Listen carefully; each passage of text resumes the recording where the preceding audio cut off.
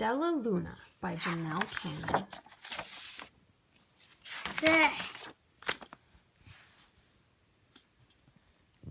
In a warm and sultry forest far, far away, there lived a mother fruit bat and her new baby. Oh, how Mother Bat loved her soft, tiny baby. "I'll name you Stellaluna," she crooned. Each night, Mother Bat would carry Stellaluna clutched to her breast as she flew out to search for food. What did?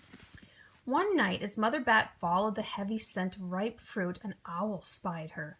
On silent wings, the powerful bird swooped down upon the bats. Dodging and shrieking, Mother Bat tried to escape, but the owl struck again and again, knocking Stellaluna into the air. Her baby wings were as limp and useless as wet paper. Uh-oh! Down, down she went, faster and faster into the forest below. What did she do? She fell. The dark, leafy tangle of branches caught Stellaluna as she fell. One twig was small enough for Stellaluna's tiny feet. Wrapping her wings about her, she clutched the thin branch, trembling with cold and fear. "Mother," Stellaluna squeaked, "where are you?"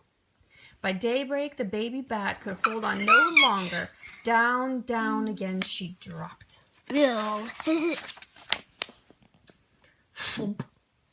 Stellaluna landed headfirst in a soft, downy nest, startling the 3 baby birds who lived there. Stellaluna quickly clambered from the nest and hung out of sight below it. She listened to the babble of the 3 birds. "What was that?" cried Flap. "I don't know, but it's hanging by its feet," chirped Flitter. "Shh, here comes Mama," hissed Pip. What did she do? Many, many times that day, Mama Bird flew away, always returning with food for her babies. Stellaluna was terribly hungry, but not for the crawly things Mama Bird brought. Ugh. Finally, though, the little bat could bear it no longer. She climbed into the nest, closed her eyes, and opened her mouth. Plop! In dropped a big green grasshopper. Stellaluna learned to be like the birds. She stayed awake all day and slept all night. Let's read our book first. She ate bugs even though they tasted awful. Her bat ways were quickly disappearing. Except for one thing. Stellaluna still liked to sleep hanging by her feet. Once, when Mama was away, the curious baby birds decided to try it too. When Mama Bird came home, she saw 8 tiny feet gripping the edge of the nest. "Eek!" she cried. "Get back up here this instant. You're going to fall and break your necks." The birds clambered back into the nest, but Mama Bird stopped Stellaluna. "You are teaching my children to do bad things. I will not let you back into this nest unless you promise to obey all the rules of this house." Stellaluna promised. She ate bugs without making faces. She slept in the nest at night, and she didn't hang by her feet. Stellaluna behaved as a good bird should. Oh, look at her. All the babies grew quickly. Soon the nest became crowded. Mama Bird told them it was time to learn to fly. One by one, Pip, Flitter, Flap, and Stellaluna jumped from the nest. Their wings worked. "I'm just like them," thought Stellaluna. "I can fly too." Pip, Flitter, and Flap landed gracefully on a branch. Stellaluna tried to do the same. Whoa! How embarrassing.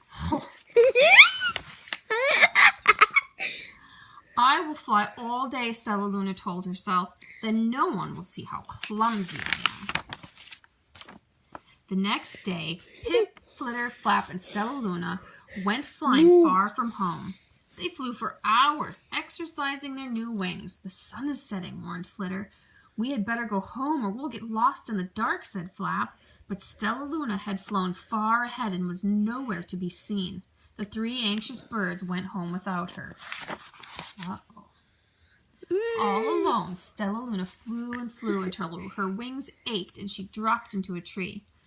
"I promised not to hang by my feet," Stellaluna sighed, so she hung by her thumbs and soon fell asleep.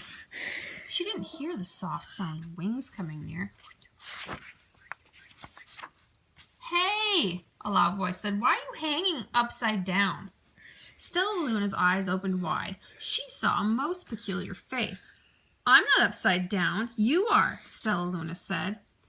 Ah, but you're a bat. Bats hang by their feet. You are hanging by your thumb, so that makes you upside down, the creature said. I'm a bat. I'm hanging by my feet. That makes me right side up. Stellaluna was confused. Mama Bird told me I was upside down. She said I was wrong. Wrong for a bird, maybe, but not for a bat. More bats gathered around to see the strange young bat who behaved like a bird. Stellaluna told them her story. You ate bugs? Stuttered one. You slept at night? Gasped another. How very strange, they all murmured. Wait, let me look at this child. A bat pushed through the crowd. An owl attacked you, she said. Sniffing Stellaluna's fur, she whispered, You are Stellaluna. You are my baby. You escaped the owl, cried Stellaluna. You survived? Yes, said Mother Bat as she wrapped her wings around Stellaluna. Come with me and I'll show you where to find the most delicious fruit. You'll never have to eat another bug as long as you live. But it's nighttime, Stellaluna squeaked. We can't fly in the dark or we'll crash into trees. We're bats, said Mother Bat. We can see in darkness. Come with us. Stellaluna was afraid, but she let go of the tree and dropped into the deep blue sky. Stellaluna could see. She felt as though rays of light shone from her eyes. She was able to see everything in her path. Soon the bats found a mango tree, and Stellaluna ate as much of the fruit as she could hold. I'll never eat another bug as long as I live, cheered Stellaluna as she stuffed herself full. I must tell Pip, Flitter, and Flap. The next day, Stellaluna went to visit the birds. Come with me and meet my bat family, said Stellaluna. Okay, let's go, agreed Pip. They hang by their feet and they fly at night and they eat the best food in the world, Stellaluna explained to the birds on the way. As the birds flew among the bats, Flap said, I feel upside down here. So the birds hung by their feet. Wait until dark, Stellaluna said excitedly. We will fly at night. When night came, Stellaluna flew away. Pip, Flitter, and Flap leaped from the tree to follow her. I can't see a thing, yelled Pip. Neither can I, howled Flitter. Aye! Shrieked Flap. They're going to crash, gasped Stellaluna. I must rescue them. Stellaluna swooped about, grabbing her friends in the air. She lifted them into a tree, and the birds grasped a branch. Stellaluna hung from the limb above them. We're safe, said Stellaluna. Then she sighed. I wish you could see in the dark, too. We wish you could land on your feet, Flitter replied. Pip and Flap nodded. They perched in silence for a long time. How can we be so different and feel so much alike, mused Flitter. And how can we feel so different and be so much alike, wondered Pip. I think this is quite a mystery, Flap chirped. I agree, said Stellaluna, but we're friends, and that's a fact. Started over